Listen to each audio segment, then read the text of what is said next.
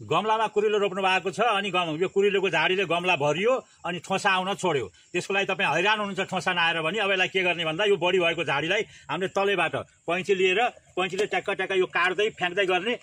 सबै नफ्याँक्ने, 2-3टा राम्रा तान्द्राहरू अथवा बोटहरू, यसका बोटहरू राखिदिने अनि अरू सबै कटिङ गरेर यसरी फ्याँक्दिनुहोस्। अब यो सब काटेर फ्याँकिसकेपछि यहाँ भएको अलिअलि झारहरू यसरी गोड्ने अनि हल्का कुटोले माथिको भागलाई अलिअलि अनि यसो हल्का तपाईँले कोतर्न सक्नुहुन्छ। यो कोतरिसकेपछि के गर्ने भन्दा हल्का खुक्लो बनाइदिने। खुक्लो बनाएपछि तपाईँसँग भएको गोबर मल, एकदम पाकेको गोबर मल, कम्पोस्ट मल अथवा गनेउला मल जे छ त्यसलाई चाहिँ पानीमा एकदम बाल्टीमा राख्ने गनेउला गोबर मल कम्पोस्ट मल जे छ अनि पानी हाल्ने र यसलाई यहाँ देखाउँ त।